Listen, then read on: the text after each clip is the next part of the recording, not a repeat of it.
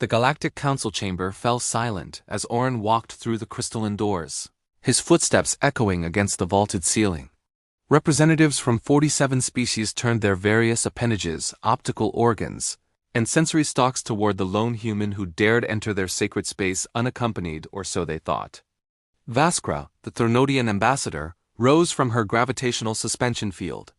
Her chitinous plates gleamed under the bioluminescent lighting, and her mandibles clicked in what passed for laughter among her kind.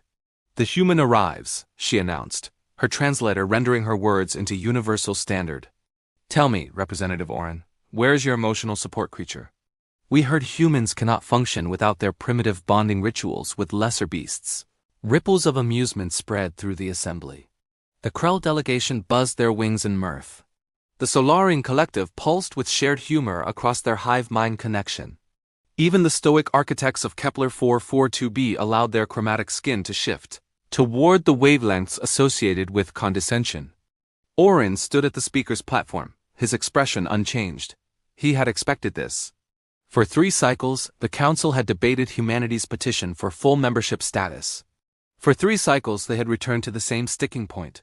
Humans were too attached to animals, too sentimental, too weak to stand alone in the cold equations of galactic politics.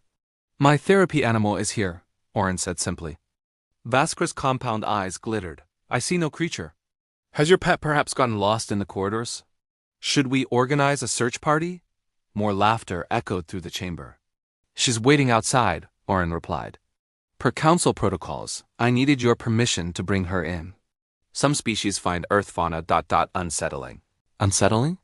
The Dravaxian trade minister leaked aromatic compounds indicating skepticism. "We have faced down the swarm of Andromeda. We have negotiated with the machine consciousnesses of the void.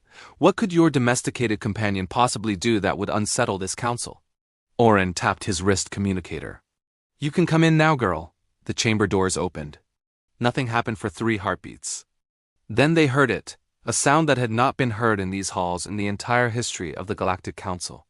A low, rumbling growl that vibrated through the floor plating and into the bones, chitin, and crystalline structures of every being present. It was a sound that spoke to something primal, something that transcended species and evolution. The sound of an apex predator announcing its presence. She entered on 4 massive paws, each the size of a Krell warrior's thorax. Her fur was a mixture of black and silver, marking her as a mature female of her kind.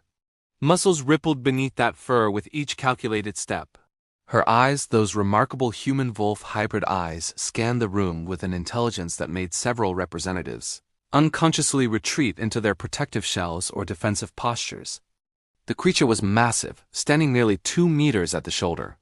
She moved with the fluid grace of a natural-born hunter, and when she opened her mouth in what appeared to be a yawn, rows of teeth designed for tearing through armor and bone gleamed in the chamber's light. Vaskra's confident posture collapsed. Her translator struggled to process her rapid clicks and chirps.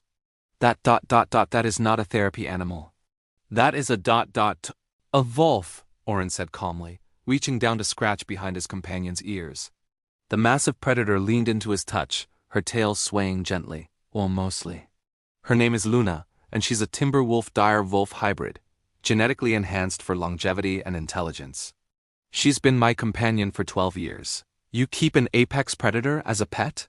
The Solarian collective spoke as one, their unified voice carrying notes of disbelief.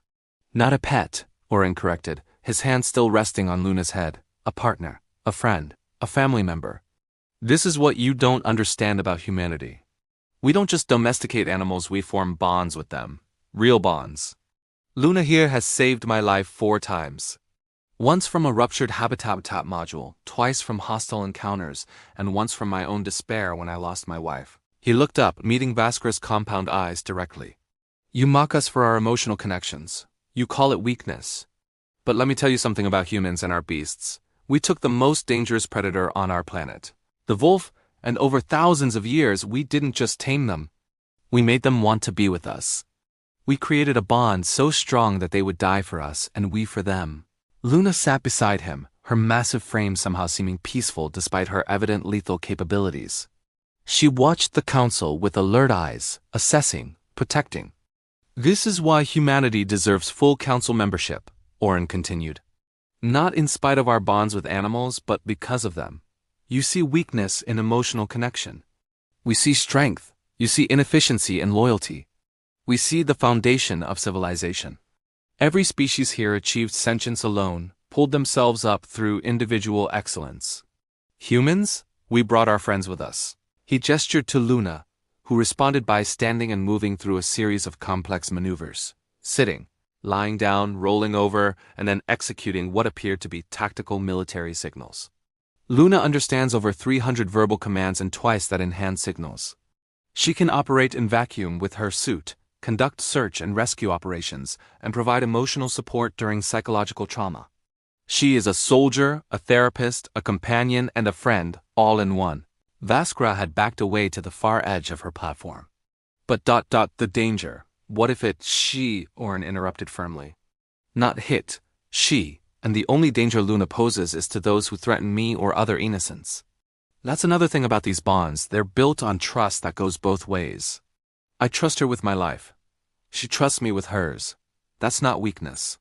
That's the strongest thing in the universe. The chamber remained silent. Then, unexpectedly, the ancient observer from the Centauri deep, a being who rarely spoke and whose species had witnessed the rise and fall of 1,000 civilizations, activated its communication matrix. The human speaks truth we had forgotten. The ancient observer's words resonated through quantum channels. Long ago, my people too had companions. We thought ourselves above such needs. We were wrong. The bonds we severed left us cold, efficient, but hollow. Humanity, welcome to the Galactic Council as full members. May you teach us what we lost. Orin smiled and knelt beside Luna, wrapping his arms around her massive neck. She nuzzled against him, the apex predator and the human, bonded across millions of years of evolution by something stronger than survival, by choice, by love, by the profound connection that defined humanity's greatest strength. The vote was unanimous.